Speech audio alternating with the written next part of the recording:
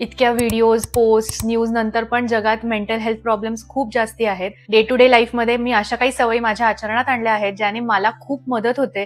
रात्री एक छान झोप लागते, एक स्ट्रेस फ्री दिवस असतो आणि सगळ्यात महत्त्वाचं म्हणजे वर्तमानात जगायला याने मला शिकवलेलं आहे. अशा सवयी तुम्हाला जाणून घ्यायच्या असतील तर हा व्हिडिओ शेवटपर्यंत पाहत राहा. ह्याने आपण एकत्र मेंटल हेल्थ खूप छान ठेवू शकतो. तुम्ही माझ्या चॅनलवर नवीन असाल तर hi, welcome to shine with Sonia. मी सोनिया आपटे दर शुक्रवारी वेगवेगळ्या विषयांवर व्हिडिओ घेऊन येत असते. पर्सनल डेव्हलपमेंट, चांगल्या सवयी लावणं, mindfulness, skin and beauty, fashion असे बरेच काही. जर तुम्हाला हे टॉपिक्स इंटरेस्ट करत असतील तर नक्की सबस्क्राईब करा आणि हा व्हिडिओ आवडला तर नक्की लाईक करा. Thank you so much. Point number 1, challenge yourself. आपण आपल्या रुटीनमध्ये इतकं गुरफटून गेलेलो आहे की आपल्याला सगळं पाठ झालेलं आहे. जॉबमध्ये कुठली कामं आहेत ते सगळं माहिती आहे, घरी आल्यावर रुटीन काय आहे हे आपल्याला माहिती आहे. असं कम्प्लिटली क्लॉक वर्क चाललेलं आहे. आपण आज उठतो, ऑफिसला जातो, घरी येतो, रुटीन असतं बाकीचं, परत झोपतो, परत उद्या येतो, ऑफिसला जातो, सॅटर्डे संडे मित्रांबरोबर टाइम स्पेंड करतो अँड दॅट्स इट. पण एक्सपर्ट्स काय सांगतात की तुम्ही वेगवेगळे चॅलेंजेस घेतले, काहीतरी नवीन शिकायला घेतलं किंवा काहीतरी कम्फर्ट झोनच्या बाहेर करत असाल तर आपला जो मेंदू आहे तो न्यूरॉन्स बरोबर वेगवेगळे कनेक्शन्स बनवतो किंवा आपले ओल्ड जे कनेक्शन्स आहेत न्यूरॉन बरोबरचे घट्ट करतो. ह्यामुळे तुमची न्यूरोप्लास्टिसिटी जी आहे ती ऍक्टिव्ह राहते, डोपामाइन रिलीज होतं, त्यामुळे तुम्हाला मोटिवेशन पण मिळतं आणि रात्री एक चांगली झोप लागते, उद्याचा एक उत्साह असतो. म्हणून मला असं खरंच वाटतं की थोड्या थोड्या वेळामध्ये आपण कम्फर्ट झोनच्या बाहेर पडायला पाहिजे. खूप लहानातली लहान गोष्ट असू शकते ती किंवा खूप मोठी गोष्ट असू शकते, पण कम्फर्ट झोनच्या बाहेर पडणं खरंच खूप इम्पॉर्टंट आहे या अख्ख्या रुटीनमध्ये. फॉर एक्झाम्पल, मला एक बेसिक स्वयंपाक यायचा, म्हणजे पोळी भाजी हे सगळं यायचं, पण मला असं काही वेगळं करता नाही यायचं. पण आता मी काय ठरवलंय की आठवड्यातून एक दिवस तरी असा होईल की ज्याच्याने मी नवीन काहीतरी चटणी शिकलीये किंवा काय मी मोदकच बनवलेत किंवा असं काहीतरी इंटरनॅशनल कुझिन ट्राय केलंय बनवायला, किंवा तुम्हाला कुठली नवीन लँग्वेज शिकावीशी वाटतेय, म्हणजे तुम्हाला जॉबमध्ये ती गरजेची नाहीये पण ही तुमच्यासाठी, तुमच्या ब्रेनला चालना ठेवण्यासाठी तुम्हाला काही जर्मन शिकायचंय, स्पॅनिश शिकायचंय, किंवा असंही होऊ शकतं की तुम्ही रोज एक वेगळा कुठलातरी पिक्चर बघताय टीव्हीवर किंवा कुठली सिरीज बघताय, ती हिंदी किंवा मराठीच आहे, पण आज वेगळं म्हणून इंग्लिश किंवा स्पॅनिश सबटायटल्स थ्रू तुम्ही एक सिरीज स्टार्ट केली आहे. ह्याने काय होतंय, तुमचं एक जे रुटीन चालू आहे, रुटीन लाईफ चालू आहे, तेच चालू आहे, त्याला काहीतरी वेगळेपणा येईल. तुमच्या कम्फर्ट झोनच्या बाहेर जाऊन तुम्ही काहीतरी कराल. म्हणजे कम्फर्ट झोन जर का तुमचा असेल की नेहमीच रुटीन फॉलो करणं, तर काहीतरी वेगळं करताय यावेळेस. ह्याने तुमचं ब्रेन खूप छान पद्धतीने ऍक्टिव्ह राहणार आहे. Point number 2, forgive and forget. Imagine एका हायपोथेटिकल सिच्युएशन मध्ये तुमच्याकडे 2 छोटे प्लांट्स आहेत आणि ते 2 प्लांट्स तुम्ही छान 2 कुंड्यांमध्ये लावलेले आहेत. तुम्ही म्हटलात की एक कुंडी ही तुम्ही तुमच्या मित्राला काळजी करायला द्याल आणि एक कुंडी तुम्ही तुमच्याकडे ठेवाल. आता तुम्ही उठून त्या कुंडीमधलं जे रोप आहे त्याच्यामध्ये छान पाणी घालताय किंवा उन्हात छान ठेवताय, त्याला थोडा वेळ, त्याला खत घालताय आणि असं वेगवेगळ्या पद्धतीने त्याची खूप छान काळजी घेताय. त्याच उलट तुमचा मित्र कधीतरी येतो, कधीतरीच पाणी घालतो, त्याला उन्हात पण ठेवत नाही, खत पण घालत नाही, असं सगळं तो त्याच्या रोपाबरोबर करत असेल, तर शेवटी जाऊन तुमच्या रोपामध्ये आणि त्याच्या रोपामध्ये खूप जास्ती फरक असणार आहे, बरोबर? तसंच आपल्या सगळ्यांचं आहे. आपल्या आईबाबांनी ज्या आपल्यावर संस्कार दिलेत किंवा आपल्याला जे एक्सपिरियन्सेस आपल्याला लाभलेत, काही वाईट असतील, काही चांगले असतील, त्याने आपण घडतो आणि आपण आज जे आहोत ते आहोत. आणि तसंच तुमच्या मित्राचं पण आहे. मित्राला जे संस्कार दिलेले किंवा मित्राला जे एक्सपिरियन्सेस आलेले आहेत त्याच्या लाईफमध्ये, त्याने तो जसा आहे तसा आहे. मग जेव्हा तुमचा मित्र किंवा कुठलाही क्लोज पर्सन तुमच्याशी असा वागतो जे तुम्हाला अजिबातच आवडत नाहीये किंवा तुमच्या टफ टाइम्स मध्ये तो नाहीये किंवा तो खूप रूड बोललाय किंवा इन्सल्ट केलाय, तेव्हा तुम्ही कसं रिॲक्ट करता? तुम्हाला असा थॉट एकदा तरी येतो का की त्यांना जे एक्सपिरियन्सेस आतापर्यंत लाभलेले आहेत, लहानपणीपासून जसे ते ग्रो झालेले आहेत, त्यामुळे ते आज काही डिसिजन्स घेत असतील जे तुम्हाला आवडत नसतील. मी मनापासून सांगते, मी आतापर्यंत अशी होते की मी जेवढं लोकांसाठी करतेय मी तेवढंच एक्सपेक्ट करायचे. असं वाटायचं की ते माझ्यासाठी तेवढं का नाही करत आहेत, माझी मैत्रीण असो किंवा मित्र असो, असं का नाही करत आहेत ते माझ्यासाठी. पण मला हे नंतर लक्षात आलं की मला जे एक्सपिरियन्सेस लाभलेत आतापर्यंत अख्ख्या आयुष्यामध्ये, तसेच त्यांना लाभलेत असं नाहीये. ते जे आहेत त्यांचा ते 100%च देत असू शकतात किंवा त्यांनी खरंच मला खूप हर्ट केलेलं असेल, थोडा वेळ मला खरंच खूप वाईट वाटतं, पण नंतर मी ऍक्च्युली ते विसरून जाते, मी फॉरगिव्ह करायचा ट्राय करते त्यांना आणि मला हे लक्षात येतं की रिलेशन खरंच जास्त इम्पॉर्टंट आहे. त्यामुळे मी त्यांना जे माझ्या मनात आहे ते सगळं कम्युनिकेट करते, बोलून दाखवते, चांगली एक चर्चा होते आणि त्यानंतर मी हे कम्प्लिटली विसरून जाते. मला माफ पण केलं जातं त्या व्यक्तीला समोरच्या आणि मी मूव्ह ऑन होऊ शकते. जर का असं काही असेल तुमच्या आयुष्यात घडलेलं आहे की जे खरंच खूप वाईट घडलेलं आहे, कोणीतरी खरंच खूप वाईट केलंय तुमच्याबरोबर आणि तुम्हाला तो व्यक्ती नको आहे आता तुमच्या आयुष्यामध्ये, तरी तुम्ही ते फॉरगेट आणि फॉरगिव्ह करू शकता. थोडं टफ असेल पण हे खरंच करणं इम्पॉर्टंट आहे तुमच्या सॅनिटीसाठी, तुमच्या मेंटल हेल्थसाठी आणि तुमच्या अख्ख्या शांततेसाठी. येस, तुम्ही फॉरगिव्ह इंटरनली करताय, तुम्ही त्याच्याबद्दल खूप चांगलं चिंताय, तुमच्या प्रेयर्स मध्ये त्यांचं नाव नेहमी चांगल्यासाठी आहे, पण ऍट द सेम टाइम तो तुमच्या आयुष्यात नाहीये. हे असंही होऊ शकतं. त्याचमुळे फॉरगेट करणं, फॉरगिव्ह करणं हे खरंच खूप इम्पॉर्टंट आहे. जर का तुम्हाला खरंच एक पीसफुल शांत लाईफ पाहिजे असेल तर, शांत झोप पाहिजे असेल तर.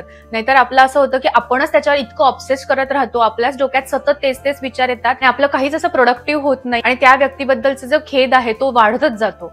त्यामुळे फॉरगेट आणि फॉरगिव्ह खरंच खूप इम्पॉर्टंट आहे. Point number 3, accepting help.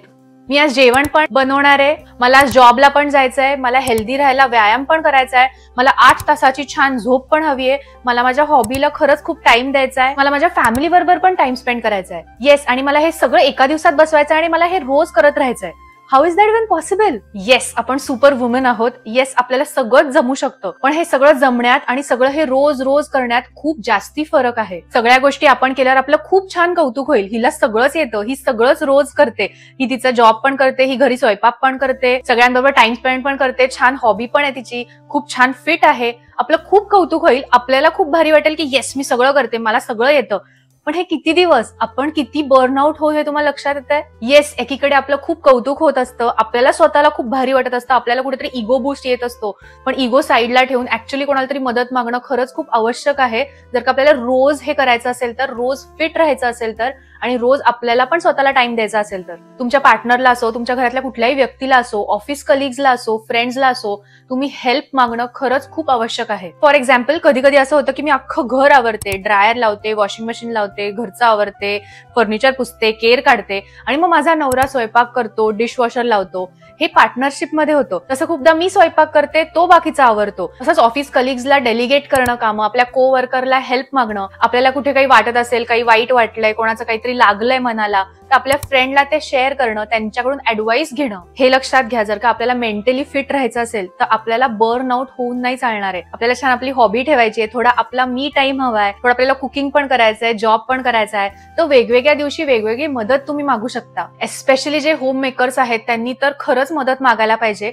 Hats off असतो त्या लेडीजला किंवा जेंट्सला जे खरंच खूप छान पद्धतीने घर सांभाळतात आणि त्यांना सगळेच ग्रँटेड धरतात. अजिबातच तसं न करता त्यांनी स्वतःहून हेल्प मागायला पाहिजे. जर का दुसऱ्यांना कळत नसेल की आपल्याला मदत हवी तर आपण स्वतःहूनच मागायला पाहिजे हेल्प, आणि नक्कीच ती घ्यायला पाहिजे, इगो बाजूला ठेवून. Point number 4, being a solution oriented person. जर तुमच्या ऑफिसमध्ये आज लोक कमी आली आहेत आणि नेमकं त्याच वेळेस खूप मोठा एक इश्यू रेज झालेला आहे, तर आपण काय म्हणतो, नाही आम्ही खूप अंडरस्टाफ्ड आहोत, आम्ही डेडलाईन अजिबातच पाळू शकणार नाहीये. पण तेच आपण असं म्हटलो तर, जी लोक आहेत त्यांना छान टास्क डेलिगेट करू, प्रायोरिटीनुसार डेलिगेट करू, आणि किती महत्वाचं ते टास्क आहे त्यानुसार डेलिगेट करू. किंवा कुठल्याही रिलेशनशिपमध्ये तू माझं कधीच ऐकून घेत नाहीस, तू नेहमीच असा करतोस किंवा करतेस, असं म्हणण्यापेक्षा मला खूप अनहर्ड वाटतंय, मला तुझ्याशी जरा बोलायचंय, आपण एकमेकांना टाइम देऊयात आणि आपण हे मिसअंडरस्टँडिंग दूर करूयात, असं तुम्ही म्हणता का? किंवा फायनान्समध्ये माझ्याकडे पैसेच उरत नाहीयेत, माझे सतत पैसे खर्च होत आहेत, अशी तक्रार करत असाल तर त्याच्याच ऐवजी थांबा, मी कुठे पैसे खर्च करते ते मी एकदा नोट डाऊन करून बघते,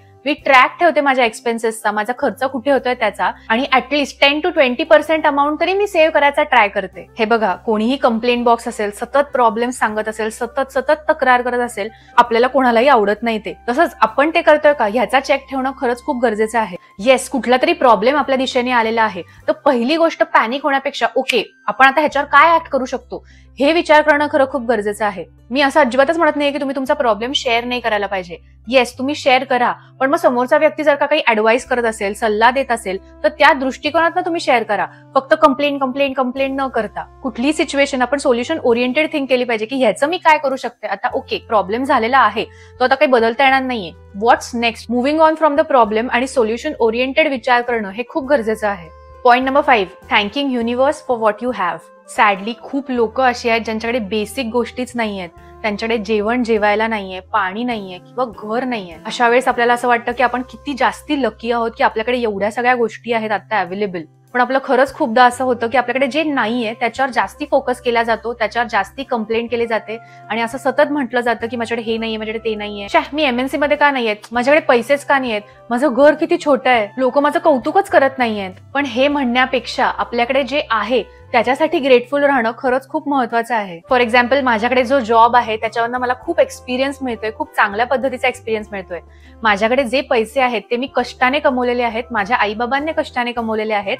येस, मी पुढे जाऊन खूप छान पैसे कमवेन. माझं जे घर आहे ते मला खरंच खूप सेफ ठेवतं आणि माझ्याकडे जी मोजकी लोक आहेत ती मला खूप स्पेशल फील करून देतात, खूप व्हॅल्यू करतात आणि मी खरंच खूप ग्रेटफुल आहे त्यांच्यासाठी. हे लक्षात घ्या, what you focus on grows. त्यामुळे तुमच्याकडे जे आहे त्याच्यावर तुम्ही जर का फोकस ठेवलात तर ते जास्ती एक्सपांड होईल.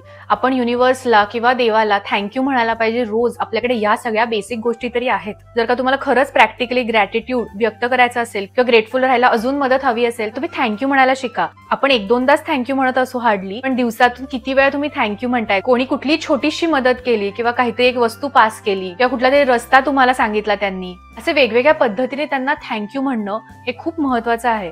त्याचबरोबर दिवसातून 3 गोष्टींसाठी तरी ग्रेटफुल राहा, की I am grateful for my legs, ज्याने मी पळू शकते, मी चालू शकते, मी हेल्दी राहू शकते. आय एम ग्रेटफुल की माझ्याकडे छान घर आहे. आय एम ग्रेटफुल की माझं जे एज्युकेशन झालंय ते खूप चांगल्या पद्धतीचं झालेलं आहे. असे वेगवेगळ्या पद्धतीचं जे ग्रॅटिट्यूड आहे ते आपण व्यक्त करणं खरंच खूप गरजेचं आहे. आपण जे देतोय, आपण जे ग्रॅटिट्यूड व्यक्त करतोय, त्यामुळे अजून गोष्टी तुमच्याकडे वाढणारच आहेत, हे नेहमी लक्षात ठेवा. तुम्ही म्हणाल की आता ही किती सल्ले द्यायला लागली, पण खरंच मी सांगते, मी जे स्वतः अप्लाय करते ते मी ऑनेस्टली तुम्हाला एक्सप्रेस करतेय आणि फक्त ह्याच हेतूने एक्सप्रेस करते की तुमच्यातलं एका जरी पर्सनला ह्याच्यातून काहीतरी मिळालं तर दिस इज ऑल वर्थ इट. तसंच शेवटपर्यंत तुम्ही हा व्हिडिओ बघताय, इतका वेळ काढून व्हिडिओ बघताय, त्यासाठी खरंच खूप thank you. I am very very very grateful. लवकरच भेटूयात. See you soon.